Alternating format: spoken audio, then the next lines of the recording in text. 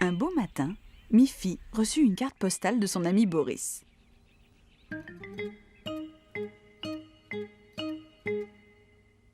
Boris vivait dans un chalet qu'il avait construit tout seul, en plein milieu de la forêt. La carte postale était d'ailleurs une belle photo de sa maison.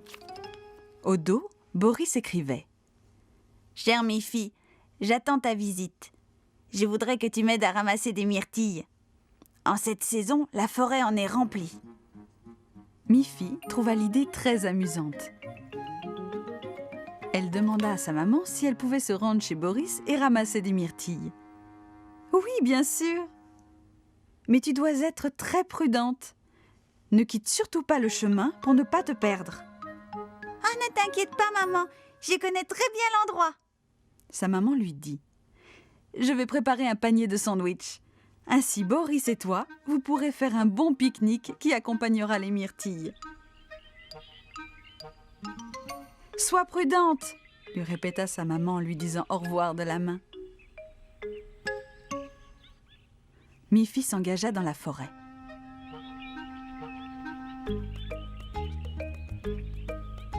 Elle entendait les oiseaux chanter.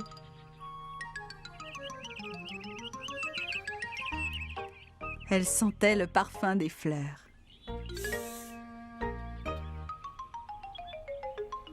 Elle vit de superbes papillons de couleur voltant de ci, de là. La forêt était pleine de merveilles à voir, à sentir et à écouter. Elle regarda à droite, puis à gauche, et regarda vers le ciel. Elle regarda partout, tout autour d'elle. Soudain, elle regarda droit devant, et la maison de Boris était là. Boris était sorti pour la recevoir. « Bonjour, Miffy. Je suis très heureux que tu aies pu venir. Il y a tellement de myrtilles à ramasser dans la forêt. »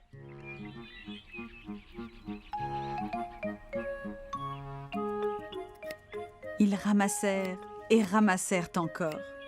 Leurs paniers furent très vite remplis de myrtilles bien fraîches et bien mûres. Leur estomac aussi était plein de myrtilles fraîches et mûres et de sandwichs.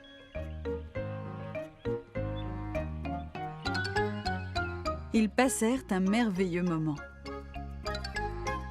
Bientôt, le soleil se coucha. « Oh !» dit Miffy. « Il est temps de rentrer chez moi. » « Tu crois que tu retrouveras le chemin ?» demanda Boris. Il était un peu inquiet que Miffy ne se perde. « Ne te fais pas de soucis, Boris. Je connais bien le chemin. » dit Miffy. Elle se mit en route avec son panier plein de myrtilles. Mais il commençait à faire sombre, de plus en plus sombre. Miffy regarda à gauche, regarda à droite, mais tous les arbres se ressemblaient. « J'ai très peur. Je crois bien que je me suis perdue, » dit Miffy. « Pas du tout, » dit Boris. « Tu n'es pas perdue.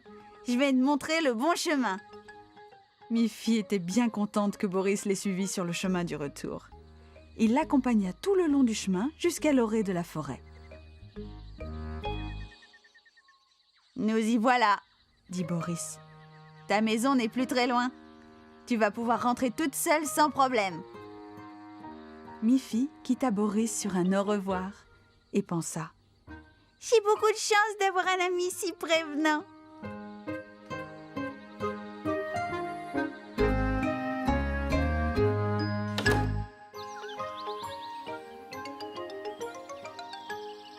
Un matin, au lever du soleil, Miffy se réveilla avec une sensation de faim.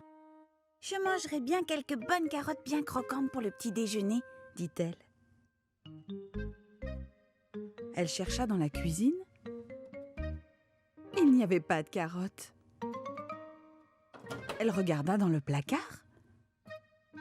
Pas de carottes. Elle regarda sur la table. Il n'y avait pas de carottes là non plus. « Oh là là !» dit Miffy. « Quand on a une envie de carottes, rien d'autre ne peut les remplacer. » Miffy commençait à avoir très faim. À cet instant, on sonna à la porte. Miffy ouvrit la porte et se trouva en face de son amie Colette. « Entre, Colette !» dit Miffy. « J'aimerais bien t'offrir un bon petit déjeuner, mais je n'ai pas une seule carotte. »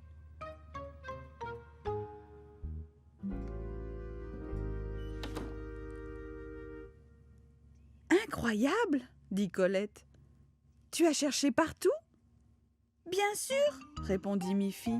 J'ai regardé dans la cuisine, dans le placard, sur la table. Mais, dit Colette, as-tu regardé dans la marmite sur la cuisinière ? Oh non, dit Miffy.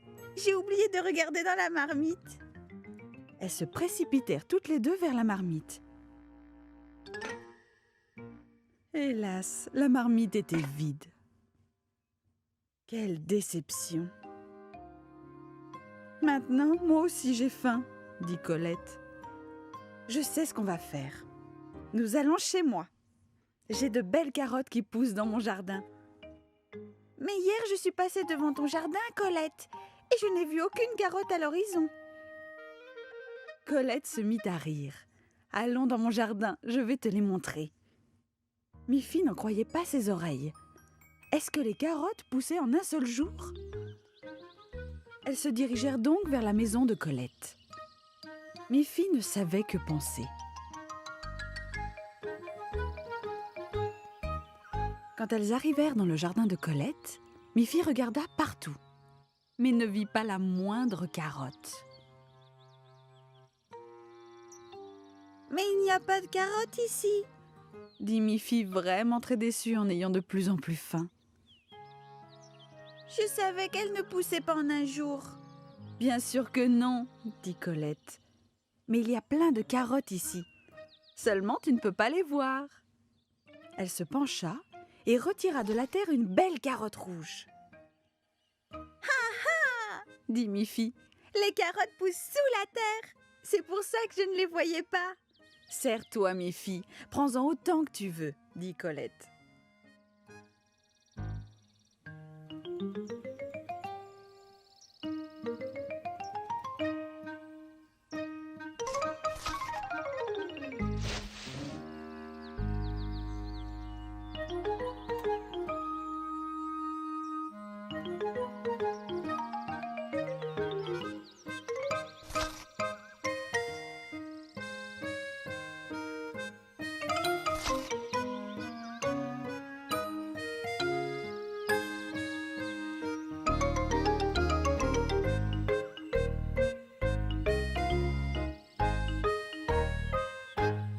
Quand la cueillette fut terminée, elles s'en retournèrent chez Miffy avant de croquer comme petit déjeuner leurs belles carottes.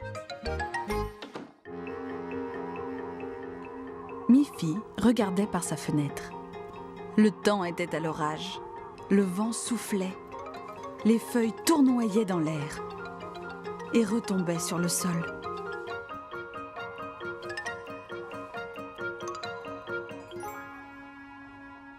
Mais soudain, le soleil apparut et le vent cessa.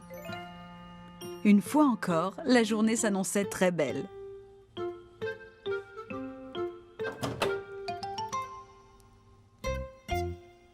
Miffy prit un ballon et sortit pour jouer.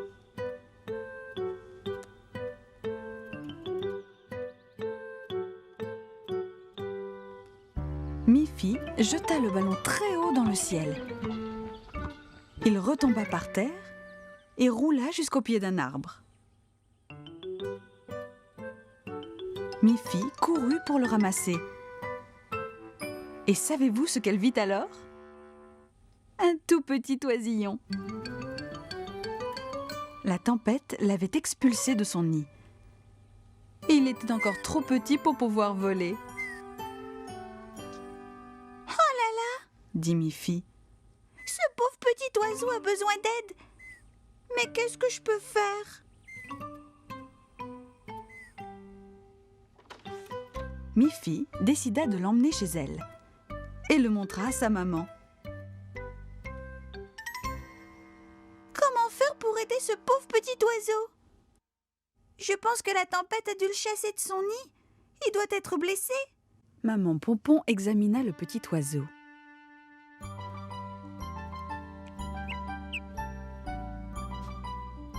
Je crois que ce petit oiseau va très bien, Miffy. Oh, c'est merveilleux, maman. Je peux le garder? Et je le laverai, je lui donnerai à manger et lui préparerai un petit lit douillet. Mais sa maman lui dit: je ne crois pas qu'une maison soit l'endroit idéal pour ce petit oiseau. Il a besoin de retrouver sa mère. Elle doit être en train de le chercher d'ailleurs. Elles sortirent de la maison et virent la maman oiseau voler autour de l'arbre, cherchant son petit oisillon. Nous devons ramener ce petit oiseau dans son nid sur l'arbre. Il est trop petit pour voler là-haut tout seul. Elles déposèrent délicatement le petit oiseau sur l'herbe et allèrent chercher une échelle.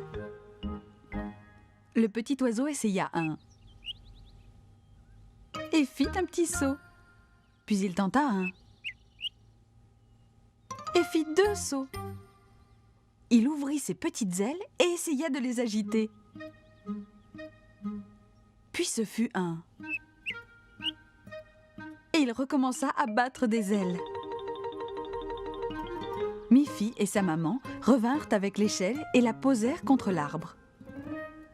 À cet instant précis, le petit oiseau fit entendre un. Il battit de ses petites ailes de plus en plus vite et commença à voler. Il tournoya de plus en plus haut et vola directement dans son nid. Tout ça comme un grand. Le petit oiseau a retrouvé son nid, dit Miffy. Regarde, sa maman aussi rejoint son nid pour retrouver son petit sain et sauf. Miffy et sa maman remirent l'échelle à sa place. Et maman oiseau fut très heureuse du retour de son oisillon.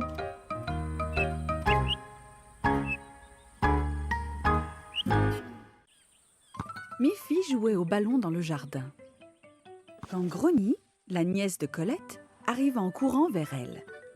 « Miffy, Miffy !» s'écria Grogny. « Tu veux bien jouer à cache-cache ?»« C'est un jeu formidable, Grogny !» dit Miffy. « Mais on n'est que toutes les deux. C'est plus intéressant quand on est plusieurs. » Regarde, Miffy, Snuffy arrive.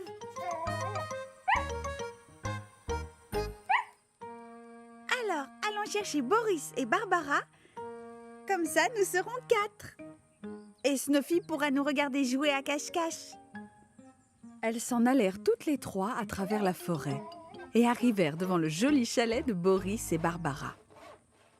Bonjour Boris, bonjour Barbara. Quand vous aurez fini votre travail, vous voulez jouer avec nous à cache-cache ? Volontiers, dit Boris. Ça nous ferait très plaisir de jouer à cache-cache avec vous. Nous venons de finir de couper la bûche, alors on peut y aller. Très bien, commençons. Qui sera le chercheur ? Non, Snuffy, dit Miffy. Ça ne serait pas juste. Tu pourrais renifler partout et nous retrouver trop facilement. Tu peux t'amuser en nous regardant jouer. Je serai le premier chercheur et vous pouvez tous aller vous cacher. Miffy leur tourna le dos et se mit lentement à compter jusqu'à 10. 1, 2, 3, 4, 5, 6, 7, 8, 9, 10. Miffy ouvrit les yeux et s'écria. J'arrive, prêt ou non ? Miffy commença ses recherches dans la forêt. Entre-temps, Snuffy courut vers un arbre et se mit à aboyer. Boris sortit de sa cachette derrière l'arbre. Ce n'est pas du jeu, Snuffy. C'est Miffy qui doit nous trouver. Alors Barbara et Grogny quittèrent les arbres derrière lesquels elles s'étaient cachées. Maintenant, nous devons tout recommencer, dirent-elles. Exact, dit Miffy. Tu n'es pas censé être le chercheur, Snuffy. Et surtout d'aboyer. Tu dois rester tranquille. C'est à moi de chercher les autres qui sont cachés. » Une fois de plus, Miffy leur tourna le dos et ferma les yeux. Tandis que Boris, Barbara et Grogny repartirent se cacher. Cette fois, Snuffy ne bougea plus. « J'arrive, prêt ou non ?» lança Miffy. Elle regarda derrière chaque arbre. « Je t'ai vu, Boris. Je t'ai vu, Grogny. » Elle regarda partout ailleurs, mais elle ne trouva pas Barbara. Où pouvait-elle bien être? « J'ai peur que Barbara ne se soit perdue, » dit Miffy. « J'ai regardé derrière chaque arbre. Maintenant, tu peux aboyer, Snuffy. Aide-nous à retrouver Barbara. » Snuffy courut tout droit vers un arbre et se mit à aboyer bruyamment. Mais Barbara n'était pas là. Snuffy continua à aboyer. Ils levèrent la tête. Barbara était bien là, sur une branche, au sommet de l'arbre. « Quel bon endroit pour se cacher, » dit Miffy. « Sans Snuffy, je ne t'aurais jamais retrouvé. »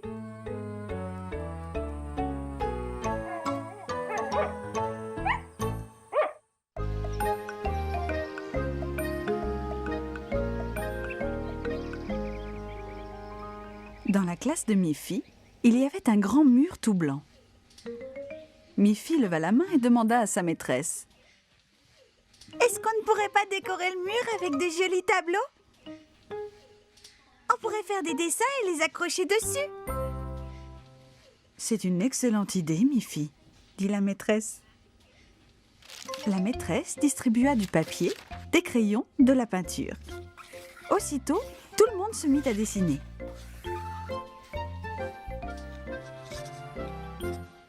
Miffy dessina une très jolie fleur. Mélanie dessina des coquillages. Agathe dessina un poisson. Guillemette, elle, dessina un bateau avec des voiles. Miffy utilisa la peinture jaune pour sa fleur et verte pour la tige et les feuilles.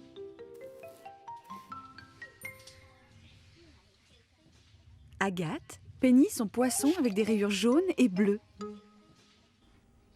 Winnie coloria son bateau en bleu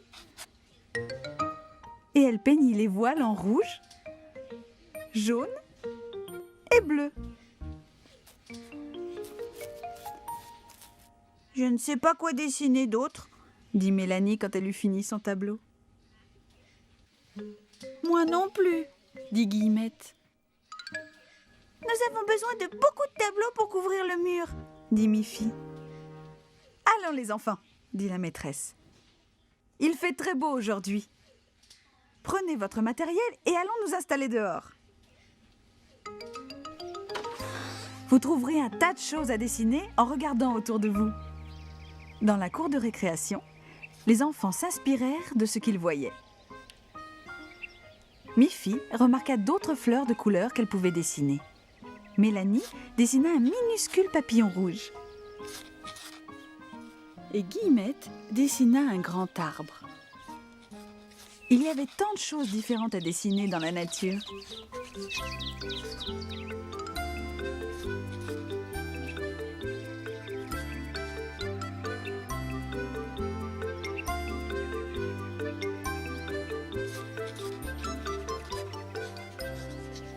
En fin d'après-midi, les enfants avaient réalisé une quantité de dessins tous différents.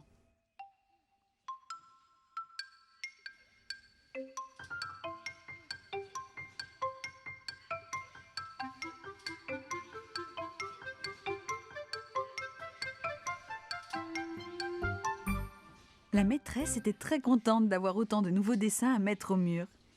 Mais y aura-t-il assez de place ?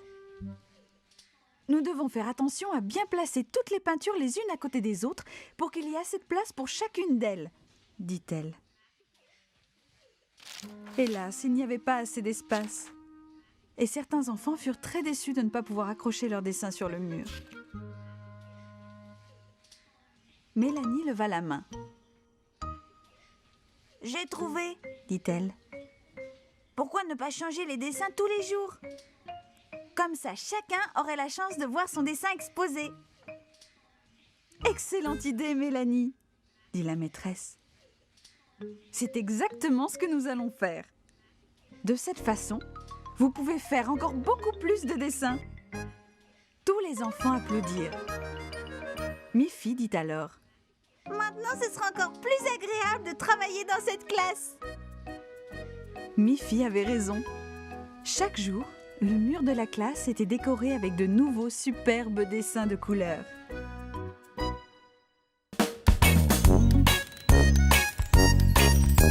Miffy court et c'est la joie. Avec ses amis, on ne s'ennuie pas. Snuffy, Agathe, Barbara, Boris, Colette, ils sont tous là.